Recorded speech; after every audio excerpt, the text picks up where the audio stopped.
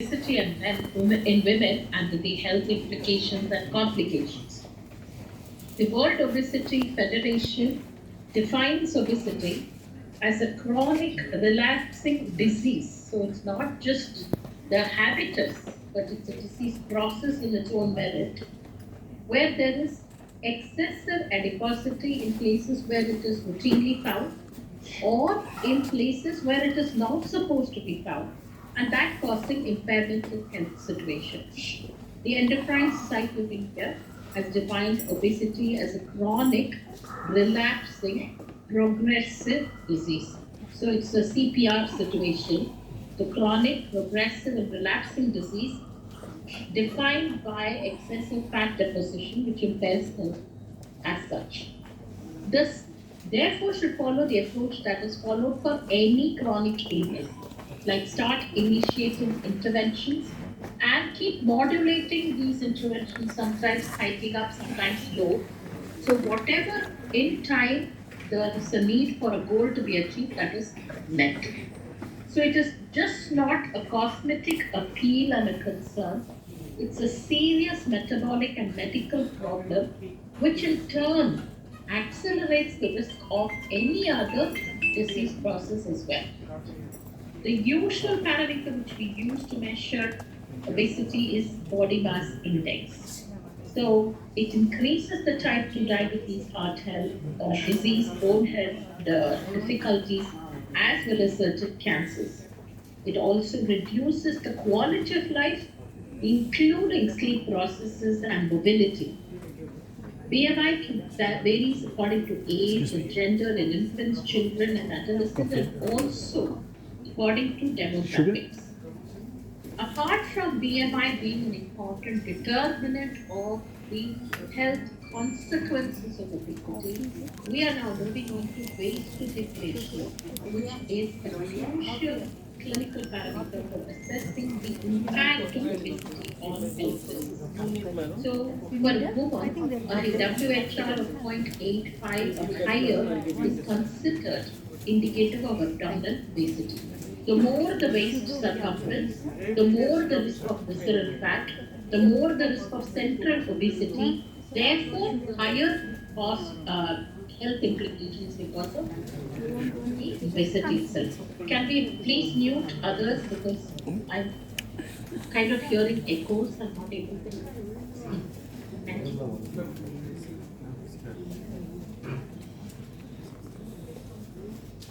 And we know that just not BMI, but a higher waist hip circumference ratio is also associated independently with an increased risk of type 2 diabetes, cardiovascular disease, and hypertension.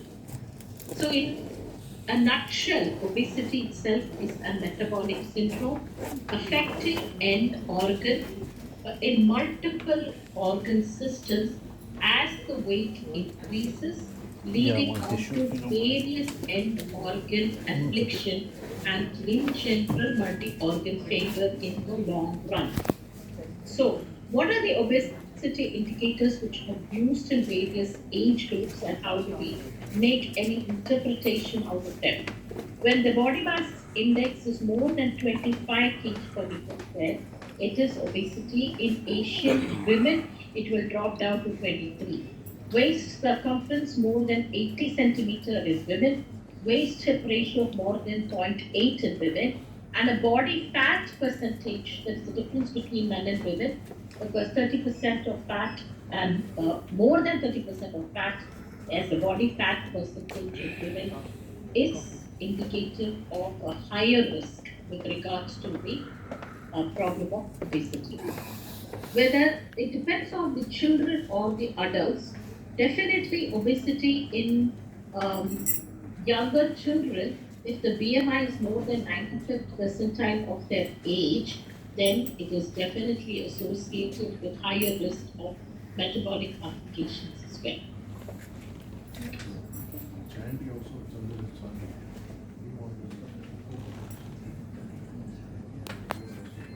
So, why does obesity in fact happens? There is a mismatch between the calories we consume and the calories we expend, and therefore there is a positive balance of the fuel or the nutrition we take in, and the excess is deposited as fat in normal areas in excess or in abdominal areas in excess. So our body is evolutionarily trained to store excess calories as fat in adipose tissue, which is an instinctive survival strategy as part of the evolution through which we have come through. So obviously, increased intake of calories will be converted to fat if not expended and will be stored in the adipose tissue. So for adults, WHO defines overweight and obesity as follows. Overweight is a BMI greater than or equal to 25. Obesity is a BMI greater than or equal to 30. For children, age needs to be considered when defining overweight and obesity. Let us look at the change, because nowadays I see younger girls between the age of 13 and 18 coming with a weight of 90 plus kilograms. So how do we define that? For children under age of 5 years, you calculate the weight for height. If it's greater than 2 standard deviations, then the child is overweight. You again calculate the weight for height, and if it's more than 3 standard deviations, that is obesity in children under 5 years. So no more your calendar butter Krishna is the iconic image you want your child to look like, because obviously that is one type of malnourishment, and the child is at higher risk of developing adulthood obesity and further developing complications related to obesity. Children aged between 5 and 19 years, overweight is BMI for age greater than 1 standard deviation, and obesity is greater than 2 standard deviations above the growth reference median, which is very, very important to understand, because nowadays we see all teenage groups with severe PCOS, nutritional problems in terms of obesity, early onset prediabetes, as well as menstrual problems and body image disorders with mental health afflictions as well.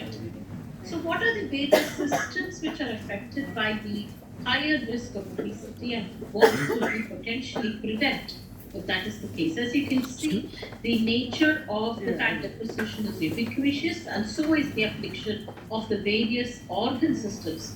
The cardiometabolic syndrome converts itself to having diabetes, dyslipidemia, hypertension, and therefore metabolic syndrome. The non-alcoholic fatty liver disease, now known as metabolic associated steatic hepatosis, or MASH nowadays, which is non-alcoholic but metabolic. Various gynecological abnormalities in women, abnormal periods, dysfunctional uterine bleeding, or nowadays we call it as abnormal uterine bleeding, fertility reduction, polycystic ovarian syndrome, hirsutism, incontinence, both overactive bladder relating to urge incontinence as well as stress incontinence, osteoarthritis, gout because of hyperuricemia, which is again an indicator of metabolic syndrome.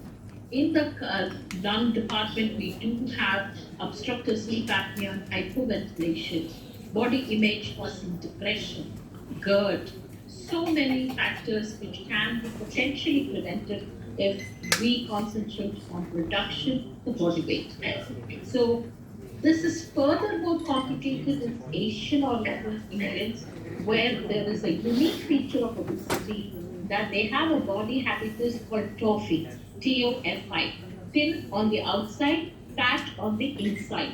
So just by being thin, it doesn't mean they are healthy individuals. They are thin because their lean muscle mass is reduced, but their visceral adiposity or central adiposity is excess. So they are typically characterized by having thin extremities, excess body fat, abdominal obesity, increased visceral fat, and deposition of the fat in ectopic sites such as the liver or the muscle. This classically happens when somebody doesn't exercise and have got higher calorie intake. There are people who come and ask us, I'm thin and I can eat anything, I don't need to exercise, I will Sugar, still put on tea. weight in the tummy, and that's the reason because they are also trophy habitus, which is even more dangerous than the obese patient because it's very hard to make them understand why trophy is unhealthy in the long run. I just wanted to project this particular graph to demonstrate the fact that both rural, urban, and in general, the national picture of projecting the rate of obesity 20 years from now is linearly increasing, both in the rural population, national population, as well as in the urban population. Every 10 years, we see a linear increase in the proportion of overweight adults as well as obese adults in the long run. This is the forecasted picture, which is going to look like with regards to the obesity. As you can see, the pink line will denote the higher range of obesity in these patients. This is to demonstrate in a large study from about 700,000 patients of understanding the distribution of abdominal obesity depending upon the weight of the participants. So if you took a normal weight cohort, 50% and more slightly had abdominal obesity. If you're underweight, only 34% had obesity, abdominally fat obesity. If you were overweight or obese, more than 65% had abdominal obesity, and nearly 75% in the obesity group had visceral and abdominal obesity, which is far more dangerous high-risk marker to predict the onset of metabolic syndrome and the end organ complications. So just BMI alone is not a prognostic marker or a clinical indicator of the metabolic severity of weight-related issue. It is actually the waist circumference and the waist to hip circumference ratio. As you can see, because the abdominal obesity is higher in the overweight and the abdominal in the obese population. This is again to give us a representative factor of the presence of obesity in general and the presence of abdominal obesity in our population.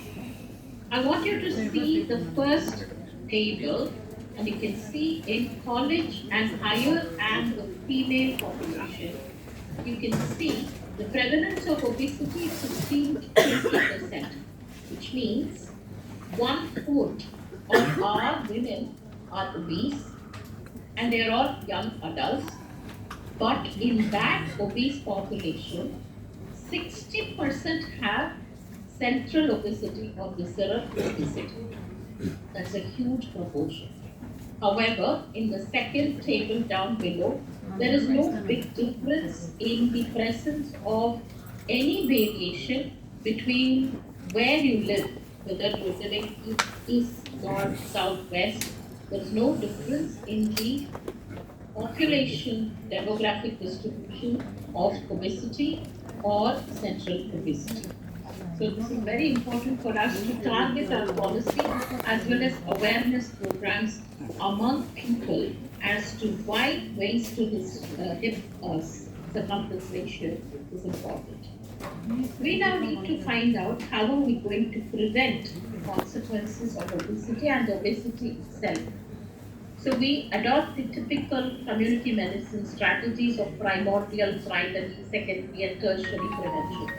When there are subclinical obesity risk factors like biochemical parameters, when there is a slightly increasing fasting blood sugar trend, when there are physical symptoms, psychopathological symptoms like dysmorphic body image disorder, and functional limitations, then we start off on the primordial prevention methods and identify the risk factors and encourage healthy eating and physical activity right from a young age.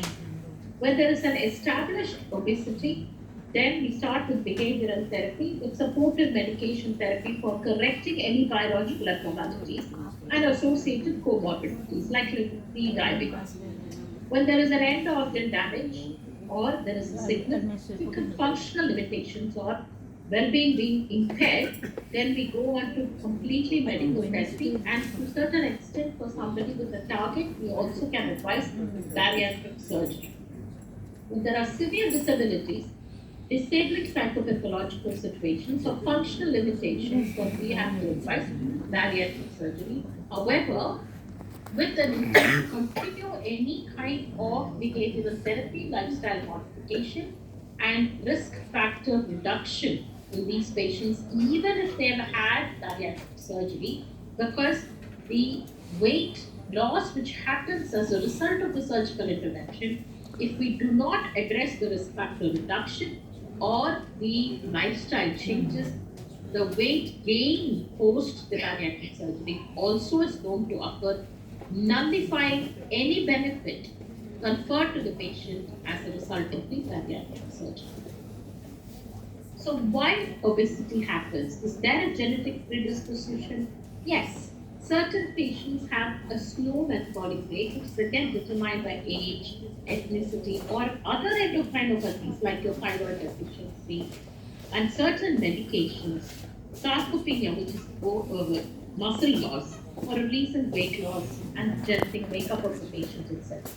Some are known to have a high calorie intake because of the social cultural environments they live in. We all celebrate everything with food.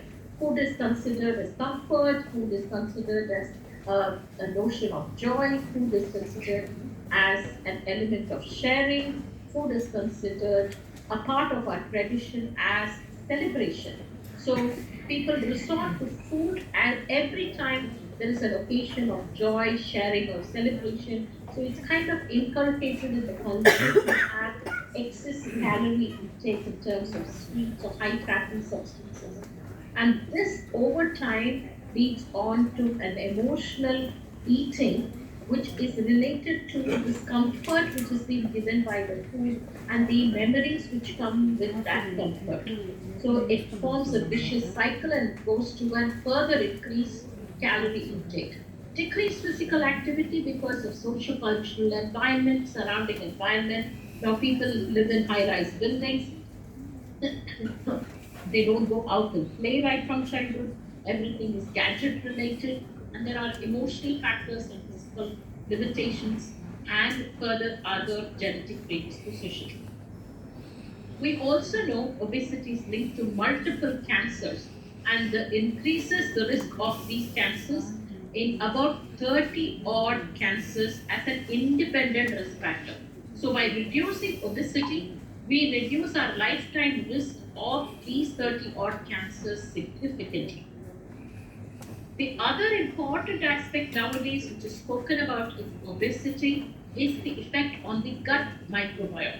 Now, everything is all about gut microbiome. You have a healthy gut microbiome, you can ward off many inflammatory autoimmune problems in the long run and reduce the implication of those problems as well.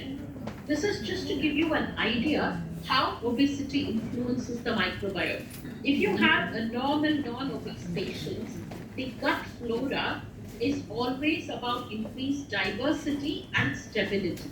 There are group of bacteria which keep the balance right with number of good bacteria. The tight junction integrity is increased and well maintained. Short chain fatty acids production is also increased.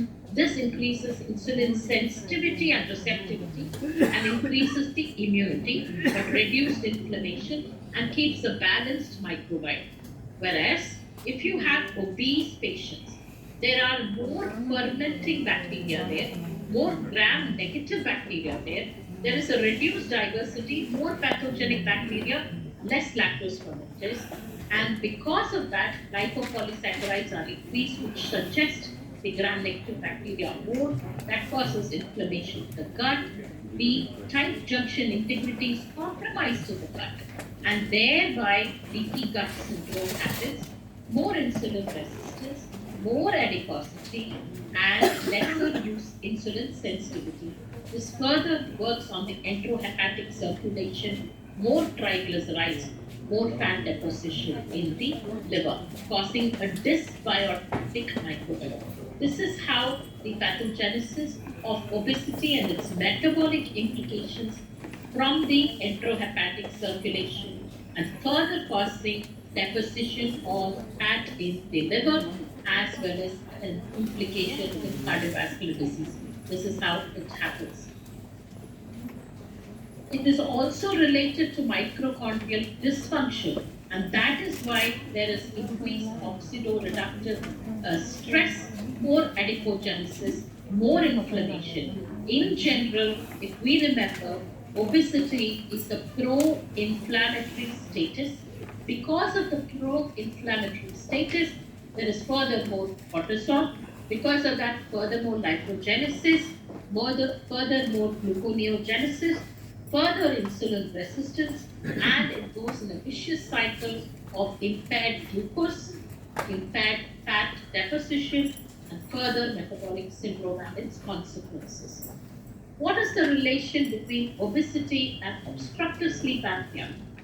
Obesity definitely because of the neck fat tissue, short neck, and swelling of the tongue or edema of the tongue or the thickness of the tongue causes falling back of the tongue, causes obstructive sleep apnea, which causes intermittent subclinical and clinical hypoxia, and thereby further increases the intracranial pressure, causing hypertension, increased incidence of stroke, increased incidence of idiopathic intracranial hypertension, non-pressured hydrocephalus, and serious morbidity as well.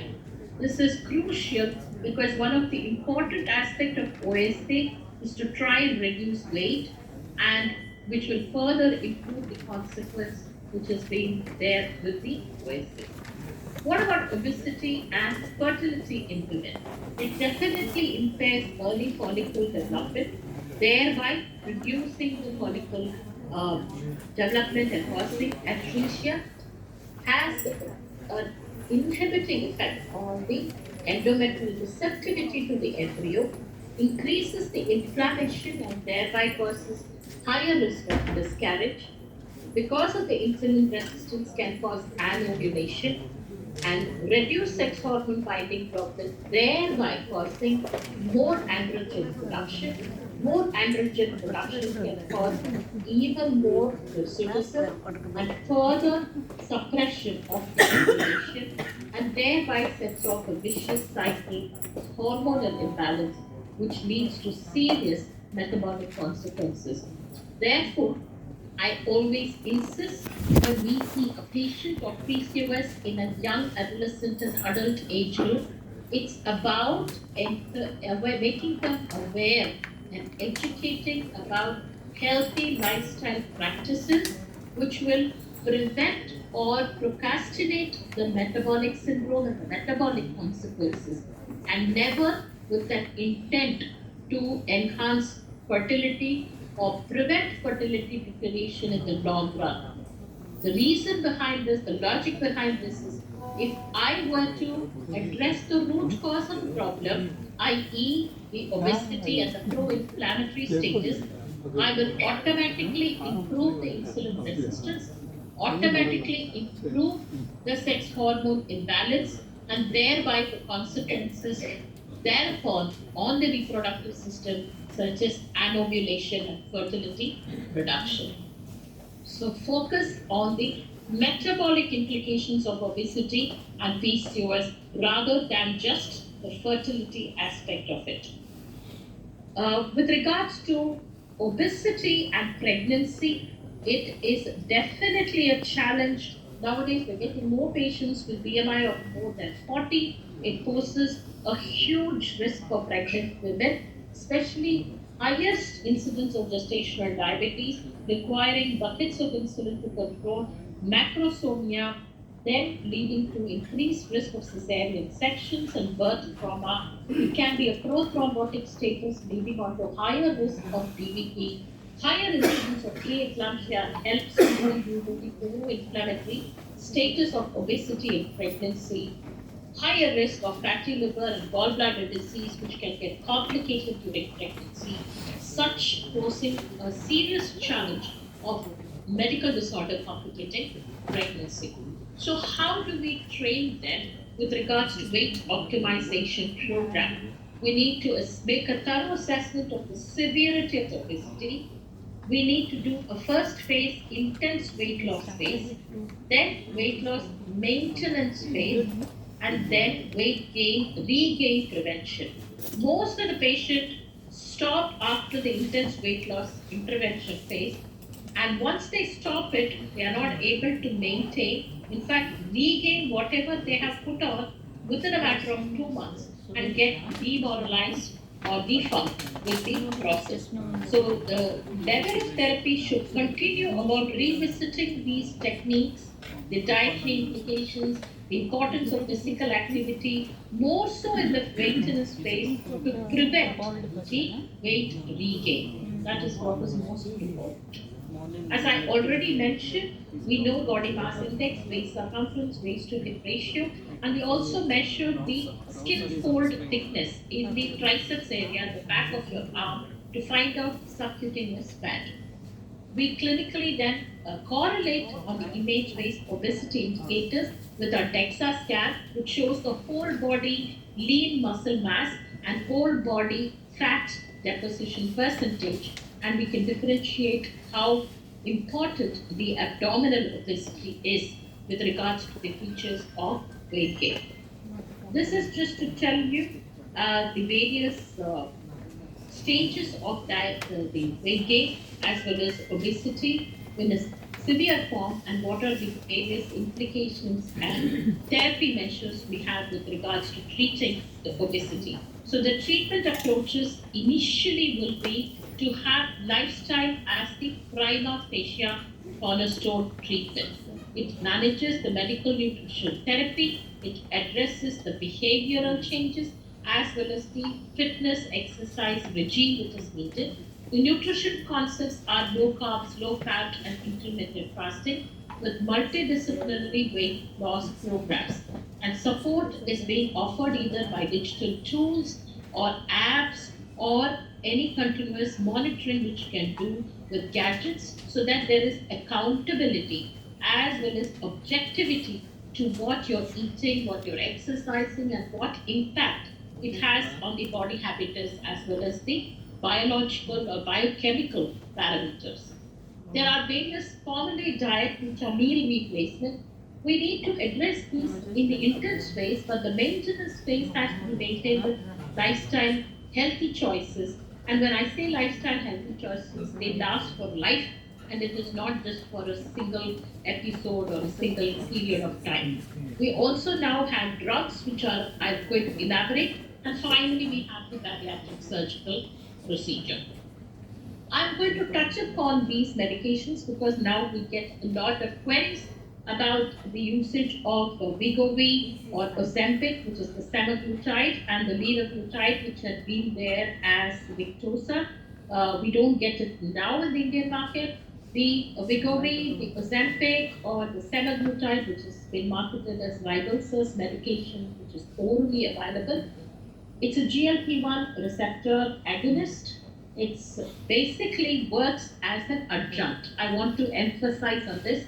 It is not in separate. It works as an adjunct to a reduced calorie diet, increased physical activity. So these two are must in any form of therapy which we initiate and maintain. Without these two pillars of reduced calorie intake and increased physical activity, none of these medications are going to cause a visual impact or visible change in the weight or the parameters.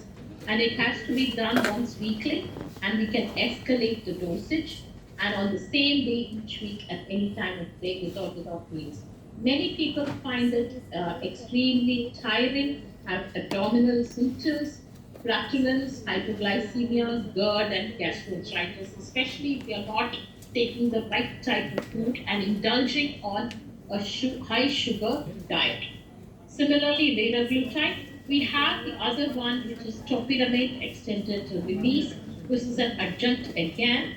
This is a symptomatic which affects the appetite and basically can cause constipation, dry mouth, distaste, etc., etc. We do have Orlistat, which we have marketed as Gynecologist in the past, as well as Reshape. It is a lipase inhibitor, so basically reduces the absorption of fat in the gut. And it is important for rapid weight loss in some people and reduction of risk for weight loss regain after the prior weight loss as well. But one of the most important things, you need to take it with the meal or within an hour after the meal. And if you take the wrong type of food, especially fatty foods or fat-rich foods, you will have steatoria, which is escape of fat in the stools, with oil-like stools which will be there, extremely flatulent fecal urgency, oily evacuation, and fecal incontinence as well sometimes. So many people do not take to it very easily, and you have to be very careful with your diet and not indulge in certain treats because this will be very disturbing with regards to flatulence as well as steatoria. There are phentermine which have been used as symptomatic and reduces the appetite aspect of this and thereby useful in certain weight reduction programs. However, a serious complication of primary pulmonary hypertension as well as multiple various cardiovascular unpleasant side effects are known, that's why it does not have its repute as an important weight management medication. So in general, we have the semaglutide or the liraglutide, and we have Orlistat, which are very effective anti-obesity medication. What about medical nutritional therapy? We have the 7 A's principle, which is very, very important for medical nutrition therapy, and this is for life. It should be accessible. It's not something you always have to order online. You just walk into a grocery store, you should be able to get it. It should be acceptable. So work with what your cultural and traditional practices are. Millets, brown rice are a good substitute to keep medical nutrition therapy in place because these are acceptable, these are available, and these are easily accessible. It should be accurate. Use your measuring spoons. A katori can be this size, katori can be this size. So a measuring cup for a lady will be perfect. Absorbable. It should not cause any GI symptoms. As I said, it should be affordable. It should not be so highly priced like whatever they brand it as organic being super pricey, then it is bound to be non-compliant. It should also be attractive and appropriate for your cultural practices and your family. That is very, very important. I also want you to concentrate on the plate model which we have shown. If you are able to keep your plate as simple as this, we do not go shopping for lipids. We do not go shopping for proteins or carbohydrates. We look for these kind of food groups. So we look for whole grains. We look for healthy protein, which is plant-based protein. Fish and egg are the choice of protein if you're having animal food, fruits and vegetables. So shop according to your food groups, populate your plate the way we have shown it in the legend. That is healthy eating enough. Restrict your dairy intake to 2 cups, not more than 2 cups. Restrict your oil intake. Use combination of oils. Do not use only refined and seed oils. These are more pro-inflammatory as they increase the trans fat, and limit your saturated fats and animal fats like ghee or butter. These are the various surgeries which are recommended for the weight loss program. As I said, gastric banding, sleeve gastrectomy, Roux bypass. The Roux bypass is more long-lasting but has significant major complication rate, and diversion surgeries. As you can see, the target weight loss can be anything between 35 to 40%.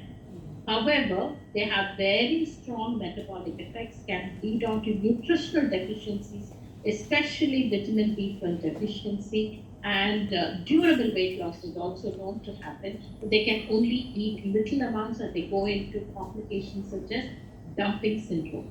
We have intragastric balloon, one anastomosis gastric bypass, aspiration therapy, vagal nerve blocking therapy, so on and so forth are multiple interventions which are used for weight management.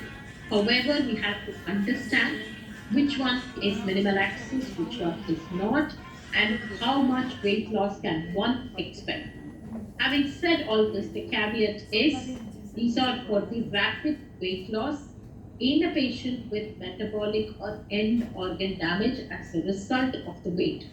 To keep the weight loss and to prevent weight regain, we still need to continue a low fat, low calorie diet and increased physical activity, and that is the bottom line.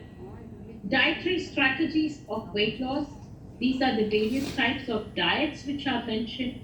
But as far as I can see, after the initial phase of 4 to 6 weeks, if we adopt Mike Late as a dictum of making sure you're eating the right nutrition of the right food groups in right proportion, it's all about portion sizes and the food groups to which will determine whether you have a balanced nutrition, avoid nutritional deficiency. As you can see, if you're going on a very low calorie diet, it can lead on to nutritional deficiencies in the long run and even muscle loss in the long run. So it has been known that Mediterranean diet is helpful in improving cardiometabolic parameters as well as longevity. And now with the intermittent fasting, it has definitely improved the weight loss which can happen with regards to obese patients. Now, I wouldn't call it intermittent fasting, I would call it time restricted eating. So you are allowed a feeding window within a day of about 8 to 10 hours, during which you finish all your meals and fast for nearly 16 to 18 hours a day. The dictum is you try and finish your meal as early as 7:30 in the night, whatever meal you have to take, and leave a full gap of 16 to 18 hours till midday the next day. That would be an ideal time restricted eating. Eating at 11 p.m. a dinner and then subsequently intermittent fasting till 8 evening may be okay, but it is not a healthy type of time restricted eating, because the last meal in the day is pushed very late and it is not metabolically healthy in the long run. So it is very important for us to understand. This is again the same picture which I have put with the daily as well. If we stick to the my plate, this is how you plate your portions. If we stick to this, I think the weight gain will be prevented as well. So prevention of obesity as a principle, we need to increase our vegetable and fruit intake, reduce sugar and fat intake. For that matter, anything which has processed material in it, reduce it, increase the physical activity, better to have open air gyms, and increase exercise, walking areas, and sports facility and lung spaces.